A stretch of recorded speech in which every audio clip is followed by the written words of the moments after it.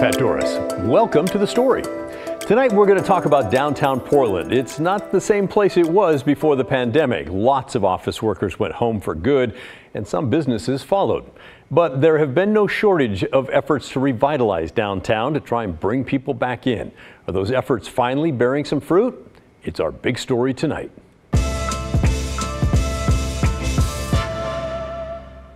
According to the group Downtown Clean and Safe, numbers show that downtown Portland is on the rise. They say foot traffic hit a 4-year high this summer. 4 years ago, of course, is when the pandemic started. But according to their data, about 2.4 million people visited downtown Portland each month in June, July, and August. That's cool. That's an increase of about 2% over 2023. So not huge overall, but they say on the weekends, foot traffic is up about 9%, and that most people are visiting downtown Portland on Friday and Saturday. We asked Clean and Safe why they think more people showed up this summer. The change in conditions downtown can be attributed to the decisions that were made over the last 12 to 18 months, specifically through the mayor's office, through emergency declarations that established the Street Services Coordination Center, it created the city shelter team, increased the number of available beds for our houseless community, increased the number of resources for outreach workers, so that collectively, with outreach workers and outreach organizations, there was a greater increase of people being able to access services. And through that, that's changed the conditions downtown. Now, I'm sure there are some of you out there who would argue that things have not really changed that much downtown despite those efforts. But Clean and Safe says their numbers do show that things are keeping people that were keeping people away are actually now trending in the right direction. We've seen a dramatic decrease in the number of tents downtown. So over about 12 months ago, we were looking at over 200. Now it's about 50. And those are kind of closer to the social service organizations. And we've seen a massive decrease in the calls for open drug activity in the downtown core, even over the last 6 months since the governor's 90-day fentanyl crisis. We were responding to maybe over 200, 210 per month. Last month, we responded to 39. That's a huge decrease because of the collective efforts of the mayor's office, the Street Services Coordination Center, the Behavioral Health Resource Center, and also Portland Police Bureau, who is developing really collaborative relationships with all those entities. Now, the report shows that hotels have had a lot more visitors this summer as well. The dark blue line is this year around 220,000 hotel rooms booked each month this summer. The yellow line is 2019, so we're not quite back up to those levels yet. A concerning stat, by the way, in their report, office vacancies are still climbing. That's the dark blue line on the graph. About 26% of offices are sitting empty in downtown Portland right now. That's 1 in 4.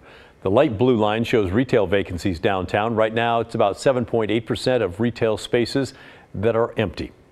We've reported on a number of studies over the last few years where researchers have said that office workers are likely not coming back, and the way to save downtown is through events, arts and entertainment, things like that that bring people out. Clean and Safe says their data supports that. More people are coming out on weekends and going to places where they can do something fun. I believe the future of the revitalization of Portland is going to be based around events, art, culture, sports. We've seen some exciting developments with some future visions for what's going to happen in Portland in all of those aspects. We just had 2 huge concerts at the Timber Stadium, and the energy around those was amazing. And of course, the Timber Stadium, for example, if you're coming down for a big concert, you can actually park downtown and walk to the stadium and stop for dinner. And if some of the boutiques are open, you can shop as well. So downtown's pretty small. And the more people we can bring downtown to come to an event, the more people will also then eat in restaurants and shop at the local stores. So the future of Portland's vibrancy, I believe, is going to be built around that. All right, that sounds very optimistic. Making downtown Portland a destination for the arts is top of mind right now for the Portland City Council. Today, for example, they voted unanimously to move forward with a plan to develop another Broadway venue at Portland State University that's just blocks away from the Keller Auditorium. The idea is that a new venue would be open and able to host shows while the Keller is closed down for major renovations. So in the end, we may end up with 2 venues capable of hosting Broadway shows in downtown Portland. The council approved a market feasibility study as well to look at whether or not we need two such venues. They're going to spend the next year looking at whether Portland has enough of a demand, and if so, what size the auditorium should be, and perhaps most importantly, how much is all that going to cost? Donnie Oliveira, Deputy City Administrator, seems to think it will not be a problem. We're coming from a place of, we'll say, early analysis by some real key subject matter experts, our resident partners, resident arts companies, national developers who work in this space that are signaling that Portland is rich in arts and culture, but also it's a magnet area for the region. So really the market feasibility study is almost assuming the two venue scenario. The question is, what is the appropriate capacity of each of those venues? We really want to start to unpack the appropriate seat size. So we're almost hedging that we're looking at two venues, and now it's really about size and capacity. If the feasibility study says it's a go, then work would begin to find the money, as well as permitting and design and public engagement on the PSU project. The new venue would be built on the Portland State University campus at Southwest 4th and Lincoln, with construction getting underway in 2027 at the earliest. The opening date would be 2029, which is when the Keller would then be closed for renovations. The city says this is still very much a preliminary plan, but the CEO of Broadway Across America says Portland does have the demand for two venues. In Portland, we have grown our base of subscribers to over 19,000, and our shows are consistently selling out. More than 50% of this audience is coming from outside of the city. These are post-COVID numbers. The point is, Broadway is thriving in the city, and it makes Portland stand out to the touring Broadway industry. In fact, even when compared to much larger cities, Portland ranks third in the country when it comes to average weekly attendance. We think we can continue to grow this audience if capacity allows for growth. That's encouraging as well. The group working on the proposal says they looked into other city venues that already exist, and none of them had the technical capability to handle a Broadway show.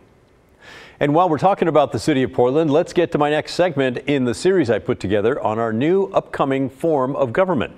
Last night we covered the role of the new mayor. Tonight we're going to talk about the city administrator. That person is going to run the day-to-day operations of the city of Portland rather than commissioners, which is what we've been used to. But that administrator is not going to be doing it alone. They'll have deputies overseeing groups of bureaus. Here's how it will work.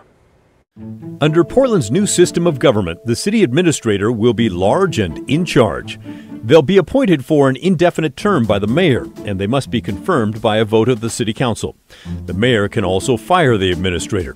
The city council can also fire the administrator if a supermajority, 9 of the 12 council members, vote to toss the administrator out. So that might be an interesting political balancing act if the mayor wants the administrator to do something and the council wants them to not do it. But overall, they will, with their team of deputies, pull the levers that will make Portland city government work. They will execute the plans to reach the goals that the mayor and the council want for the city of Portland. Shoshana Oppenheim is the project manager in charge of the city's massive transition to this new form of government. She has studied the various roles.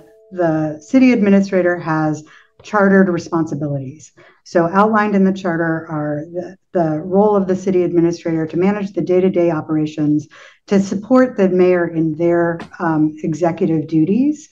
But I think that based on what we were talking about earlier, the city administrator has to look both to city council and their policy priorities, to community constituents, as well as to the mayor to ensure that they're working and advancing the mayor's priorities. And I know Mike Jordan has told me that it will be a very difficult job. What do you think? Oh, absolutely. Guaranteed. It's a very challenging job. The administrator's job is a massive one. They're the boss to most of the people working in the city. They'll be in charge of the assistant city administrator, who will oversee communications, community and civic life, council operations, Office of Government Relations, and Portland Solutions. The city administrator will also be in charge of Portland's equity officer, and through them, the Office of Equity and Human Rights and the sustainability officer. And on top of that, the administrator will also be in charge of 6 deputy city administrators, who will oversee a total of 33 city offices and bureaus with a combined total of thousands of city workers. Portland's new charter, that's basically the rules of how the government works, gives the administrator the power to hire and fire bureau directors and pretty much every other employee in the city. They will also control and administer the financial affairs of the city, including preparing an annual budget with the help of the budget director. Mike Jordan is Portland's interim city administrator. Mayor Ted Wheeler has turned over nearly all the city bureaus to Jordan and his team of deputy city administrators. Jordan has said that in January, when the new government takes effect, he will not be Portland's permanent city administrator, but he wouldn't mind staying on for a year to help the new administrator, whomever that might be. A lot of changes coming on January 1st. And a reminder, KGW and the Oregonian are partnering to host a debate with the top 5 candidates for Portland mayor who will choose that city administrator. And we want to hear from you. You can email video questions to debate@kgw.com. The debate is next Tuesday at 6:30 at night, meaning we're not going to have a show for you that night. And, tune in anyway. Watch the debate. It'll be live right here on KGW. Also, it'll be streaming for free on our app, KGW Plus. And how about this? We're just 76 days away from Christmas now, but who's counting? And that means the KGW Great Toy Drive is coming soon. We need your help collecting toys for thousands of families this year. If you're a local business, school, hosting a holiday event, or even a work party, you can get involved. Just go to kgw.com/toy. Sign up and we'll send a collection kit your way. That website, one more time, kgw.com/toy. Coming up next on The Story, the final installment of our series on violent youth crime in Western Washington. We've explored the big spike and why so many teens are repeat offenders. Tonight we'll take a look at prevention, how to keep kids out of the justice system in the first place. That's coming up next when The Story returns.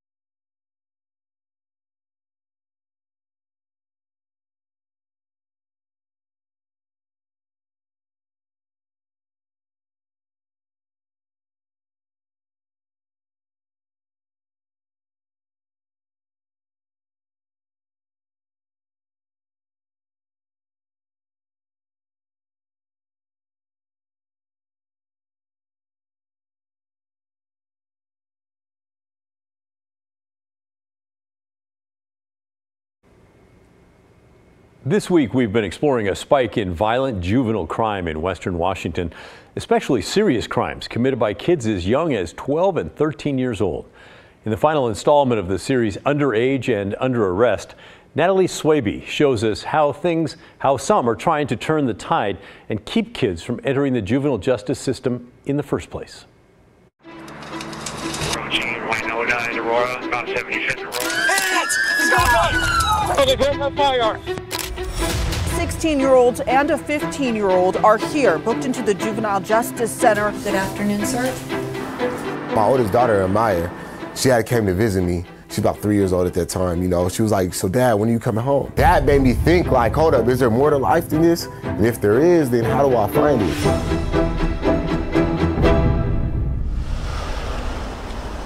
This is Yester Terrace. This is where I came to when I was little from Texas, man. It was the first place I was brought up. For Devontae Parson, I used to get jumped, you know what I mean? There was times where I was robbed, you know, and this is when I was a little kid. That background has motivated him to make a change, bringing new ideas and tactics to stop a trend. Younger kids in Washington state involved in crime. Something that could just make myself be better. In this room full of teenagers who've been in trouble before, hanging out with the wrong people, he raises the question. What do you think is something that needs to be put in place to help you not have to go back? I have people here like you guys to keep me on the right track and make sure I don't revert back to doing those negative people, hanging around those negative people. It's gotten way easier. Devontae's working to empower at-risk kids at a pivotal point in time. I've been with the Renton Police Department for 29 years now, and it is the worst that our officers have probably dealt with in this time. King 5 analyzed data from our region's 3 most populated counties and found juvenile crime, especially serious offenses, are trending up. Take Pierce County. Compared to pre-pandemic years, crimes such as assault and robbery are on pace to increase by 60% this year. How's your growth been consistent, and what are some ways that you challenge? Devontae has had to ask himself the same thing. I'm fighting, I'm robbing, I'm shooting. Photos from his past show the transformation.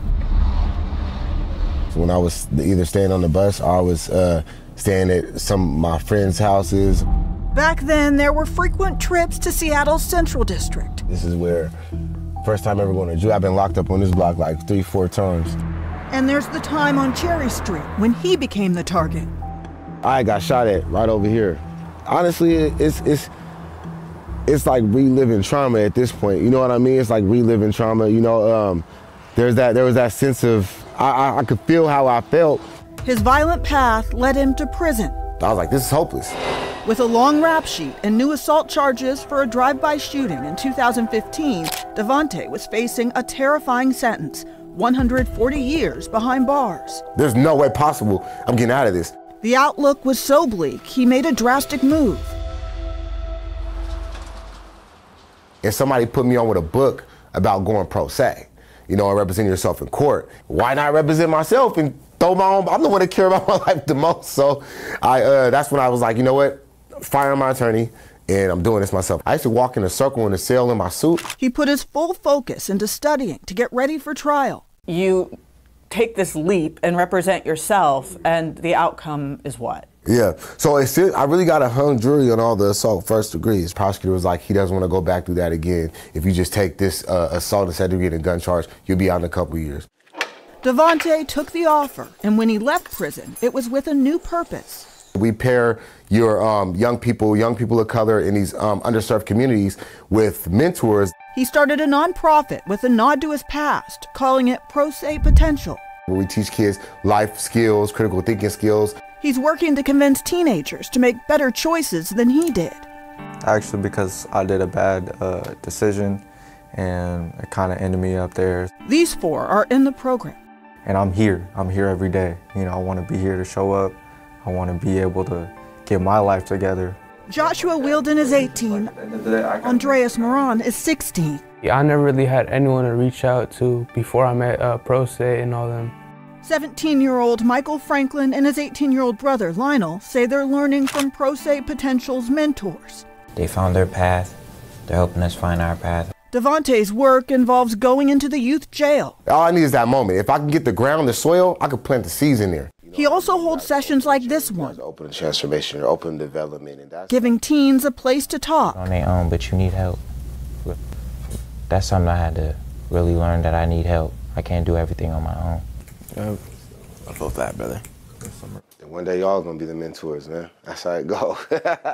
Devontae says Pro Se Potential is working, with the majority of the kids in the program getting a job, staying in school, and staying out of jail. On the same streets where Devontae used to commit crime, Devontae. Right, man. Nice to meet you, brother. He's back with his plan to prevent it, inspiring young people to choose education and career opportunities over gangs and guns. There's so much work to do, man. There's still babies dying. You know what I mean? There's still babies getting locked up and re-locked up. Because I love to do stuff, especially for the community. Building that connection, that's the point of it. We could probably save lives doing it. That's pretty cool. So what do you think about those efforts? Maybe you know a group like that in the Portland area that you think should be highlighted. Let us know, will you? The email address is thestory@kgw.com, or call and leave a voicemail, 503-226-5090. Coming up next now on The Story, the widow of RFK, Ethel Kennedy, died today at the age of 96. President Biden called her an American icon. We're heading into the KGW Vault to show you footage of Ethel and RFK right here in Portland in the late 60s. That's coming up when The Story returns.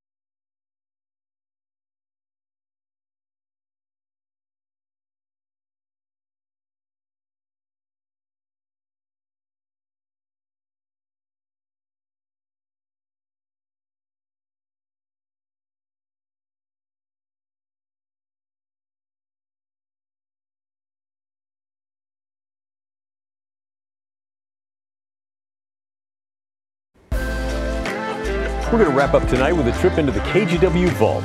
Ethel Kennedy, widow of Robert F. Kennedy and sister-in-law to President John F. Kennedy, died today. Her family said she'd been in hospice care following a stroke a week ago. Both of the Kennedy men killed by assassins, leaving Ethel to raise 11 children. Like most of the Kennedys, she got involved in her husband's politics, joining him at campaign stops even here in Portland. Starting in late spring of 1968, RFK spent weeks canvassing the state of Oregon, hoping to win Oregon's early primary. KGW was with him, capturing the events and his speeches at Lloyd Center Mall and Portland State University. Dr. Millard, Mrs. Green, ladies and gentlemen, I am very pleased to be here at Portland University.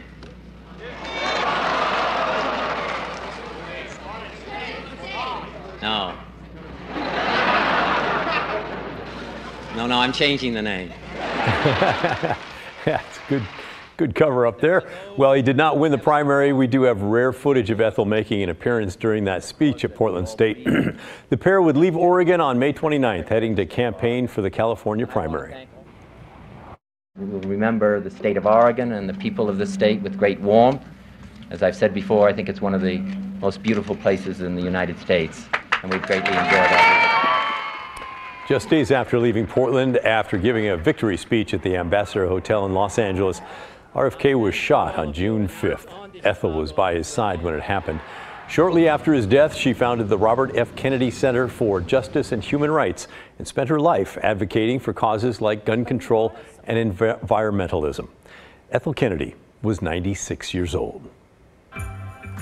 Well, that's the end of our show. Thanks so much for watching. And remember, the story, our collective story, that never ends. It just goes on and on.